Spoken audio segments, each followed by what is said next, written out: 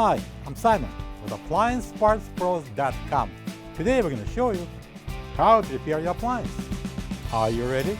Remember, anytime you work on your appliance, make sure it's unplugged or the circuit breakers are off so there's no chance of electrocution. In this video, we'll show you how to replace the lower spray arm in a GE dishwasher.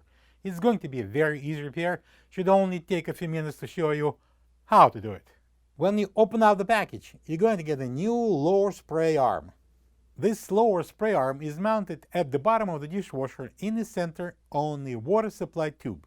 The arm freely rotates, spraying water onto the dishes while the circulation pump is running.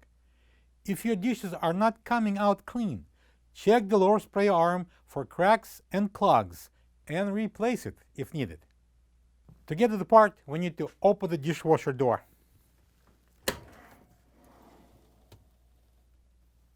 Okay, now I'm going to pull out the lower rack, slide it out, and I'm going to remove it. To remove the lower spray arm, we need to lift it up and turn it counterclockwise. This is the old lower spray arm next to the new one.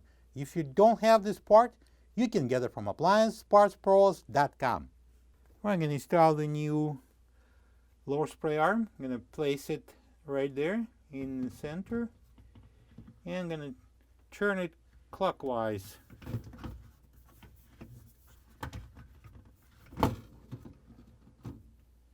And now we're going to slide in the dish rack.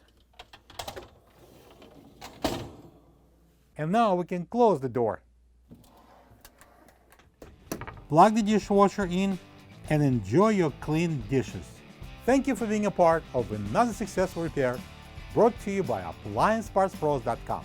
For any of your future appliance repair projects, please check out our other videos available on our site, on Facebook, on YouTube, and on Instagram.